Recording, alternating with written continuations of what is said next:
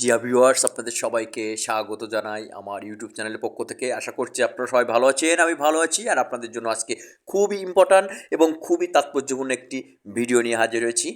তো dear viewers, আমাদের বর্তমান বাংলাদেশে একটা সংস্কার কমিশন চালু হয়েছে, বিভিন্ন বিষয়ে সংস্কার করছে বাংলাদেশের গণতন্ত্র প্রতিষ্ঠার লক্ষ্যে। তো সেই হিসাবে আমাদের বাংলাদেশের যে ইউনিয়ন পরিষদ বা উপজেলা নির্বাচন বা পৌরসভা নির্বাচন অথবা সিটি কর্পোরেশন যে নির্বাচন রয়েছে, সেখানে সংস্কার আনার প্রস্তাব করা হয়েছে। আর সেখানে যে প্রস্তাব করা হয়েছে, ইউনিয়ন পরিষদ নির্বাচন চেয়ারম্যান এবং পৌরসভা মেয়র বা সিটি কর্পোরেশন মেয়রের ন্যূনতম যোগ্যতা থাকতে হবে স্নাতক, অর্থাৎ অনার্স বা স্নাতক পাস না হলে, ডিগ্রি পাস না হলে কেউ আর ভোটে দাঁড়াতে পারবেন না।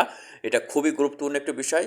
আগে অল্প শিক্ষিতরা বড় বড় পদে উঠে যেত, ভোটে দাঁড়াতো, নির্বাচন করতো, কিন্তু এখন সেটা বন্ধ হয়ে গেছে। এখানে দেখুন কি লেখা হয়েছে: পৌরসভা, সিটি কর্পোরেশন মেয়র ও ইউনিয়ন উপজেলা পরিষদ চেয়ারম্যান পদে নিরক্ষর ও স্বল্প শিক্ষিতরা নির্বাচন করতে পারবেন না। এসব পদে নির্বাচিত হতে লাগবে ন্যূনতম স্নাতক ডিগ্রি। এছাড়া থাকবে না সরাসরি ভোটের বিধানও, অর্থাৎ এখানে কমপক্ষে স্নাতক ডিগ্রি বা ডিগ্রি পাস হতে হবে। ডিগ্রি পাসের নিচে কেউ চেয়ারম্যান বা পৌরসভার মেয়র হতে পারবেন না, অথবা সিটি কর্পোরেশনের মেয়র হতে পারবেন না।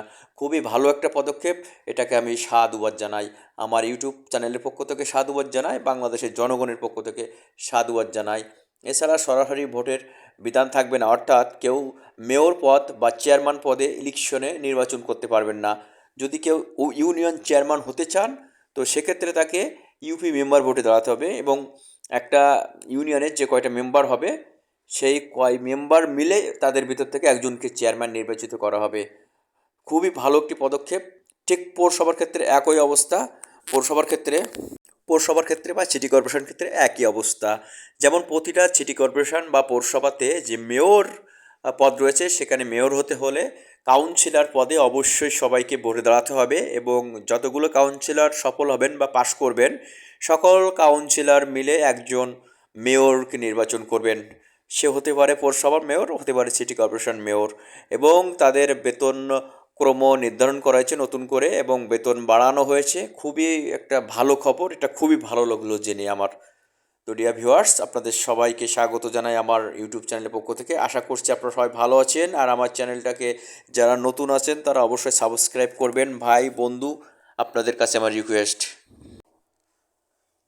সংস্কার কমিশনের প্রধান তোফায়েল আহমেদ গণমাধ্যমকে বলেন, সাধারণ মানুষের অভিযোগ, দল, পেশিশক্তি ও টাকার দাপটের কারণে শিক্ষিত মানুষ জনপ্রতিনিধি হতে পারেন না। অর্থাৎ অনেক মূর্খ মানুষ, তারা দল বা পেশিশক্তি অথবা টাকার জোরে ইউনিয়ন চেয়ারম্যান, উপজেলা চেয়ারম্যান, অথবা কোনো পৌরসভার মেয়র, অথবা কোনো সিটি কর্পোরেশন মেয়র হয়ে যান।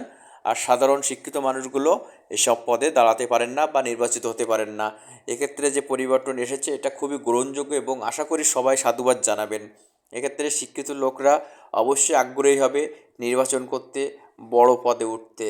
খুবই খুশি এবং খুবই ভালো একটা পদক্ষেপ, এবং বা খুবই ভালো একটি প্রস্তাব। এটি অবশ্যই গ্রহণযোগ্য, আর সবাই মেনে নেবেন। শিক্ষিতরা জনপ্রতিনিধি হলে সেটা অবশ্যই মানুষ গ্রহণ করবে সাদরে, এবং সেটা খুবই ভালো হবে। নিরক্ষর লোক যেন জনপ্রতিনিধি না হতে পারেন, শিক্ষিত লোকরা জনপ্রতিনিধি হতে আগ্রহী হন এবং বিজয়ী আসতে পারেন, এমন সংস্কারের প্রস্তাব দেওয়া হয়েছে। সংশ্লিষ্ট তথ্যসূত্রে জানা গেছে, ভোটাররা সরাসরি ভোট দিবেন, এবং সেখান থেকেই যারা নির্বাচিত হবেন তারা মিলে এটা নির্ধারণ করবেন। ইউপি সদস্যরা ভোট দিয়ে নির্বাচন করবেন চেয়ারম্যান, কমপক্ষে যাকে স্নাতক ডিগ্রি হতে হবে। ইউপি সদস্যদের মধ্যে একজনকে সভাধ্যক্ষ নির্বাচিত করা হবে, তাকেও স্নাতক ডিগ্রি অর্থাৎ ডিগ্রি পাস হতে হবে। সিমিলারলি পৌরসভা এবং সিটি কর্পোরেশনে একই অবস্থা এবং একই নিয়ম প্রযোজ্য হবে। এক্ষেত্রে বেতন কাঠামো অবশ্যই পরিবর্তন করা হয়েছে, এবং বেতন কাঠামো যথেষ্ট বড় এবং অনেক উন্নত মানের করা হয়েছে। খুবই ভালো লাগলো শুনে। এতে শিক্ষিত সমাজ ভোটে দাঁড়াবেন, এবং জগতের, আমাদের বাংলাদেশের বা এলাকার কল্যাণে তারা অবশ্যই অবদান রাখবেন। তাদের বেতন কাঠামো একটু জানা উচিত আমাদের, চলুন সেটা জেনে নেওয়া যাক।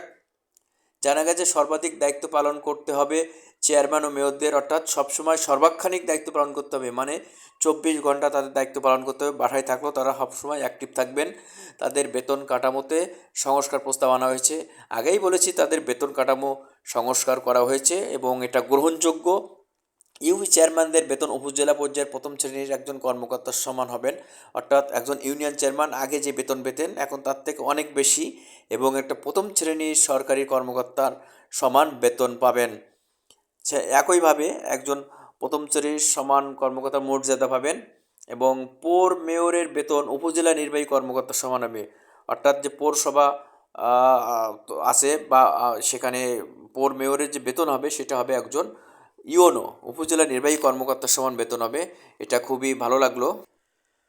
পৌর মেয়রের যে বেতন হবে একজন ইওনো অর্থাৎ উপজেলা নির্বাহী কর্মকর্তার সমান বেতন হবে, এটা খুবই গ্রহণযোগ্য এবং খুবই ভালো। আর যিনি সিটি কর্পোরেশন মেয়র হবেন তার বেতন ক্রম হবে দেশের সর্বোচ্চ যে বা রাষ্ট্রের যে সর্বোচ্চ পদে যে কর্মকর্তা রয়েছে, অর্থাৎ সচিব লেভেলের বেতন পাবেন একজন সিটি কর্পোরেশন মেয়র। যে কোনো সিটি কর্পোরেশনের মেয়র তাকে দেওয়া হবে সচিব পদমর্যাদার বেতন। খুবই ভালো একটি পদক্ষেপ এটি, অবশ্যই জনসমর্থিত হবে, এবং অশিক্ষিত লোক যেহেতু নির্বাচনে দাঁড়াতে পারবে না অথবা ভালো পদ পাবে না, সেহেতু শিক্ষিত লোক জনসমাজের বা দেশের কল্যাণে অবশ্যই নিবেদিত প্রাণ হিসেবে তারা দায়িত্ব পালন করতে পারবে। আমি শিক্ষিত লোকগুলো এখন থেকে খুবই আত্মবিশ্বাসী হবে, এবং তারা উপজেলা এবং জেলা লেভেল বা পৌরসভা বা সিটি কর্পোরেশন যে নির্বাচন হবে, এমনকি ইউনিয়ন যে নির্বাচন হবে, স্থানীয় সরকার ইউনিয়ন নির্বাচনেও তারা এখন ভোটে দাঁড়ানোর খুবই উৎসাহ পাবেন, এবং তারা সর্বোচ্চ চেষ্টা করবেন। আর যাতে দুর্নীতি না হয় সে ব্যাপারে সবাই সচেষ্ট থাকা উচিত। এক্ষেত্রে অনেকের দলের পেশিশক্তি ব্যবহার করে দুর্নীতি করে নির্বাচনে দাঁড়ান, এখন অন্তত সেটা কমবে। মিনিমাম ডিগ্রি যেহেতু পাস প্রয়োজন, সেহেতু অবশ্যই সব দিক দিয়ে মানসম্মত হবে এবং গ্রহণযোগ্য হবে। এমন ডিসিশন আগেই নেওয়া উচিত ছিল। যাই হোক ডিয়ার ভিউয়ার্স, আমার খুবই এই সংস্কার প্রস্তাবের সাথে আমি একমত। আপনারা যদি একমত হয়ে থাকেন অবশ্যই কমেন্ট বক্স কমেন্ট করবেন। আর সবাই ভালো থাকবেন, সুস্থ থাকবেন এবং নিরাপদে থাকবেন। সবাইকে অসংখ্য ধন্যবাদ।